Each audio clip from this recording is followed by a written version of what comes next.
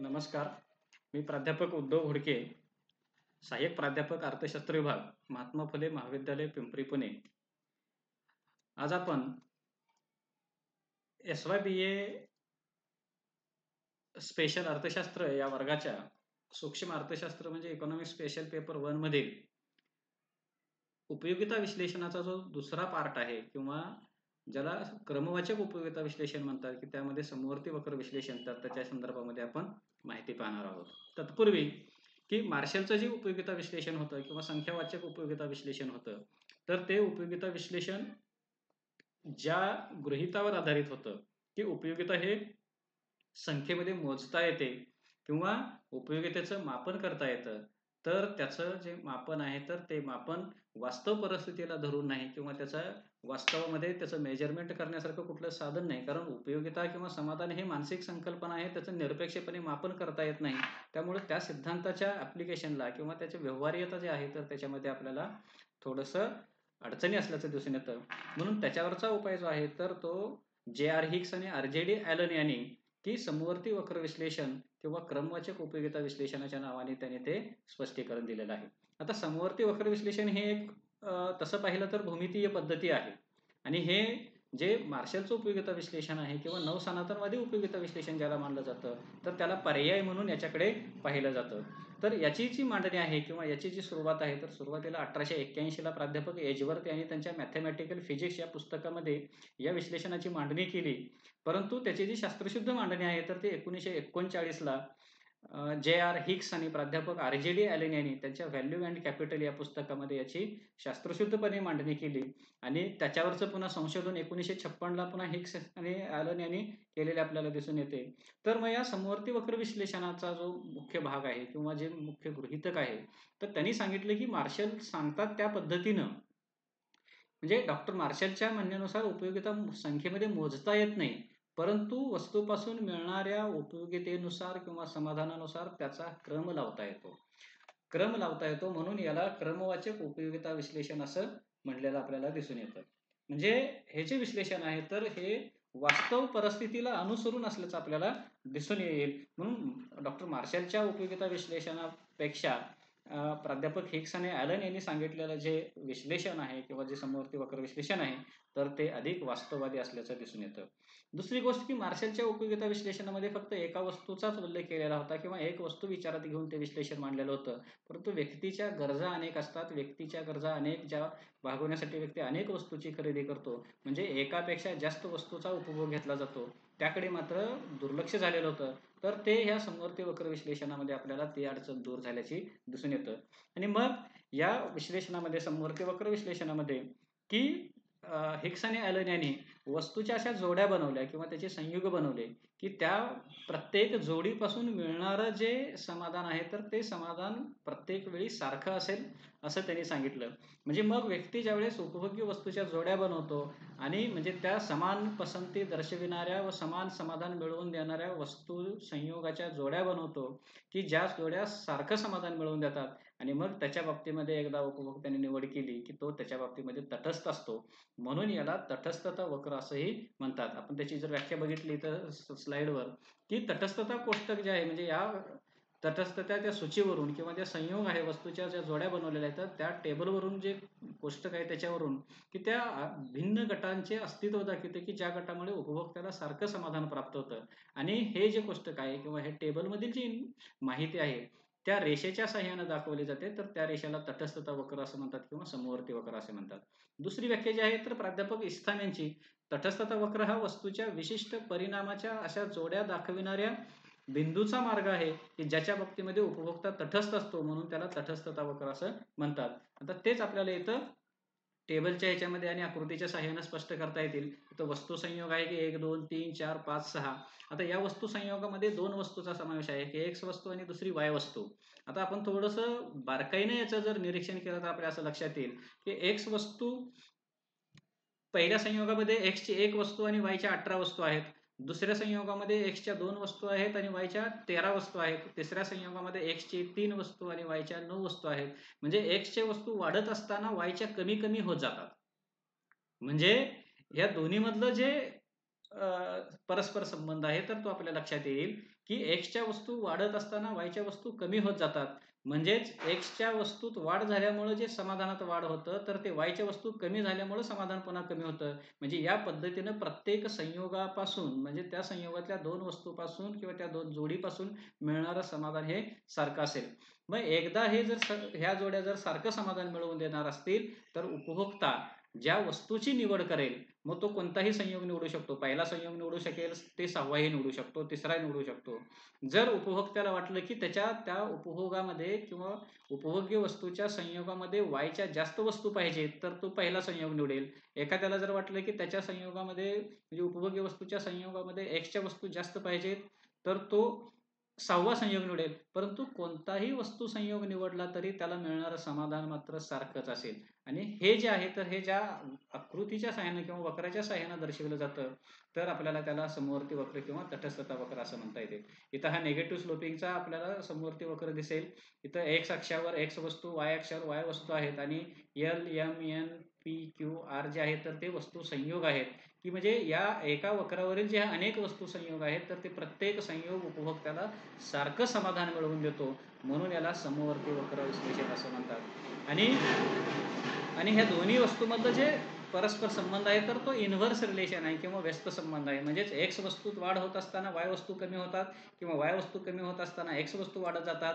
याच्यामुळं म्हणजे यांच्यातला जो एक्सचेंज रेट आहे, की एक एक्स वस्तूमध्ये वाढ करत असताना वायच्या इथं काही वस्तू सोडून द्याव्या लागतात.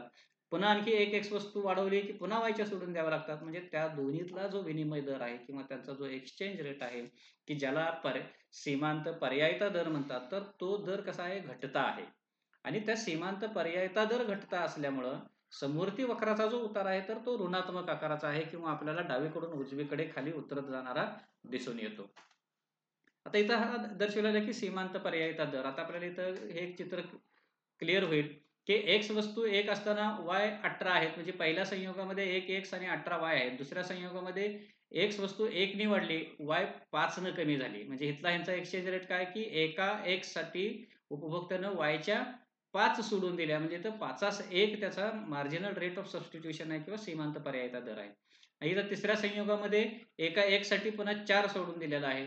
पुन्हा 1 एक्स अतिरिक्त वाढीसाठी पुन्हा 3 वायच्या नग सोडलेले आहेत. म्हणजे हा जो सीमांत पर्यायता दर आहे, तो 5-1 वरून घटत जाऊन तो 1 होतो. म्हणजे हा जो सीमांत पर्यायता दर आहे, तर तो एका अतिरिक्त एक्सच्या प्राप्तीसाठी वायचे सोडून द्यावे लागणारे किंवा वायचा जो त्याग करावा लागतो, तर त्या वस्तूमधील जो दर आहे, जो विनिमय दर आहे, तर त्याला सीमांत पर्यायता दर असं म्हणतात किंवा त्याला मार्जिनल रेट ऑफ सबस्टिट्यूशन असं म्हणतात.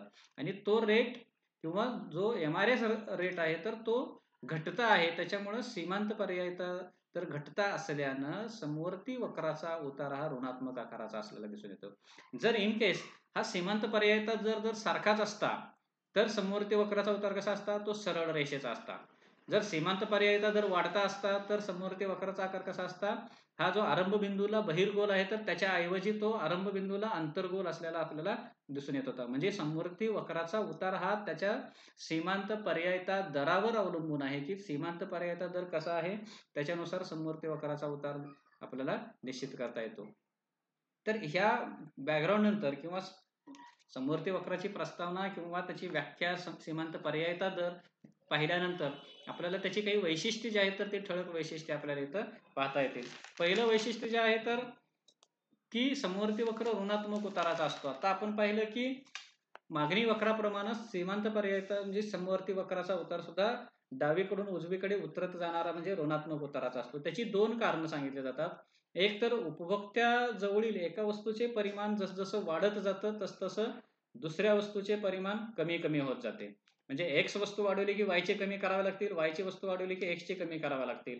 म्हणजे हा एक भाग आहे. त्यामुळे एका वस्तूमध्ये वाढ झाल्यानंतर जे समाधान वाढणार आहे, तर ते समाधान दुसऱ्या वस्तूची संख्या कमी केल्यामुळे तिथं समाधान कमी होईल आणि त्याचं एकूण समाधान जे आहे, तर ते इक्वल लेवलला स्थिर असेल. दुसरं जे कारण सांगितलं जातं, तर यांच्यामधला त्या 2 वस्तूमध्ये असणारा सीमांत पर्यायता दर तो घटता असतो. या 2 कारणामुळं समवर्ती वक्राचा उतार कसा असतो, की डावीकडून उजवीकडे उतरत जाणारा म्हणजे ऋणात्मक उताराचा असतो. तर आपल्याला ह्या आकृतीवरून स्पष्ट करता येईल. दुसरं वैशिष्ट्य आहे, की समवर्ती वक्र आरंभ बिंदूशी बहिर्गोल असतो.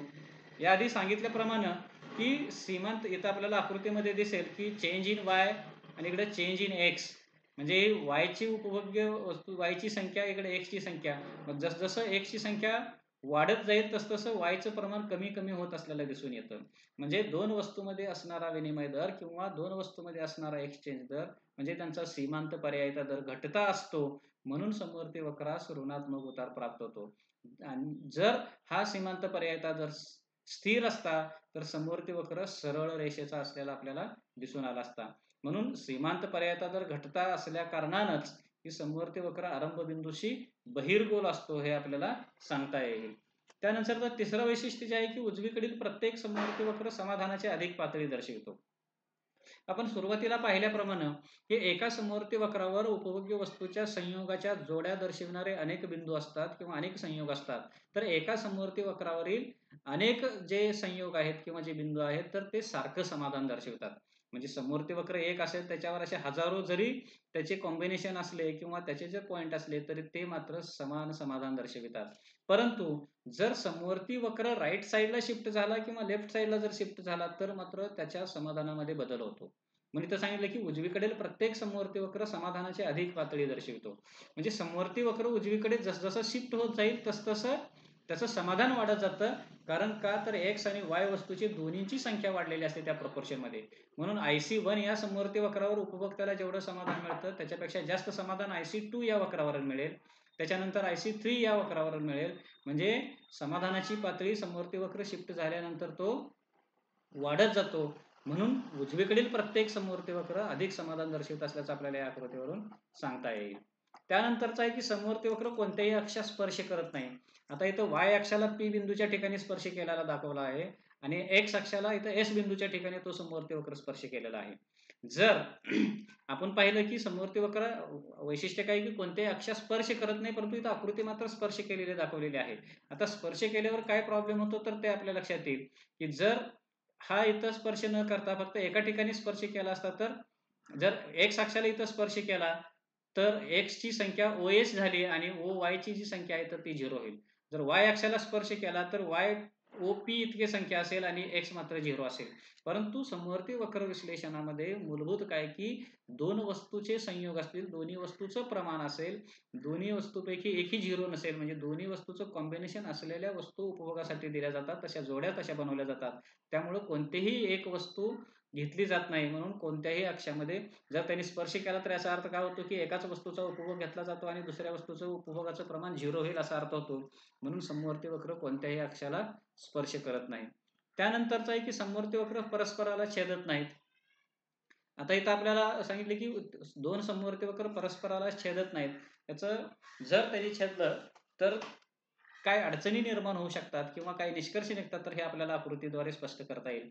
याच्या आधीच आपण 3 नंबरचं वैशिष्ट्य पाहिलं की उजवीकडील समवर्ती वक्र समाधानाची अधिक पातळी दर्शवितो. म्हणजे जसजसं समवर्ती वक्र उजवीकडे शिफ्ट होत जाईल तसतसं अधिक समाधान दर्शविलं जाईल. आता इथं IC1 हा पहिला समवर्ती वक्र, IC2 हा दुसरा समवर्ती वक्र. म्हणजे उजवीकडचा समवर्ती वक्र जास्त समाधान दर्शवेल, डावीकडील समवर्ती वक्र कमी समाधान दर्शवितो आणि एका समवर्ती वक्रावर अनेक पॉईंट सारखं समाधान दर्शवितात. म्हणजे ह्या दोन गोष्टी जर लक्षात ठेवल्या तर आपल्याला ह्या वैशिष्ट्याचा जो अर्थ आहे किंवा हे वैशिष्ट्य आपल्याला समजून घेता येईल. आता IC1 या समवर्ती वक्रावर A आणि C हे दोन्ही संयोग आहेत असं जर म्हटलं तर A पासून जेवढं समाधान मिळतं तेवढं C पासून मिळायला पाहिजे. का तर हे दोन्ही पॉईंट एका समवर्ती वक्रावर आहेत. तसंच दुसऱ्या समवर्ती वक्रावर B आणि C ह्या दुसऱ्या समवर्ती वक्रावर आहेत असं जर म्हणलं तर B पासून जेवढं समाधान मिळेल तेवढंच C पासून मिळेल. मग आता लॉजिकली जर विचार केला A पासून मिळणारं समाधान आणि C पासून सारखंच आहे, म्हणजे A=C असेल. तसं दुसऱ्या समवर्ती वक्रावर B पासून मिळणारं समाधान आणि C पासून मिळणारं समाधान सारखंच असेल तर B=C. म्हणजेच जर असं असेल तर A=C आणि B=C असेल तर A लॉजिकली B व्हायला पाहिजे. परंतु A आणि B बरोबर नाही तर A पेक्षा B वरील समाधान हे जास्त आहे आणि A वरील समाधान हे कमी आहे. म्हणून हे जे अडचणी निर्माण होतात म्हणून समवर्ती वक्र परस्पराला छेदत नाहीत हे आपल्याला या आकृतीद्वारे स्पष्ट करता येईल. त्यानंतरचं आहे की समवर्ती वक्र परस्परांना समांतर असतीलच असे नाही. म्हणजे एकमेकाला पॅरलल असतील. समवर्ती वक्राचा उतार ऋणात्मक असतोच आणि अनेक समवर्ती वक्र काढता येतात. त्याला समवर्ती मॅप किंवा समवर्ती नकाशा असंही म्हणता येतात. परंतु समवर्ती वक्र हे जे अनेक समवर्ती वक्र आहेत तर त्या सारख्याच उताराचे सारख्याच डिस्टन्सवर अंतरावर असतील असं नाही, किंवा एकमेकाला एक्झॅक्ट समांतर असतील असं नाही. कारण एका समवर्ती वक्रावरील ज्या एक्स आणि वाय वस्तूचे जे कॉम्बिनेशन दाखवलेले आहेत तर त्याचं प्रमाण दुसऱ्या समवर्ती वक्रावरील दोन वस्तूच्या कॉम्बिनेशनचं प्रमाण हे भिन्न असू शकतं. म्हणून दोन समवर्ती वक्र परस्पराला समांतर असतीलच असं सांगता येत नाही.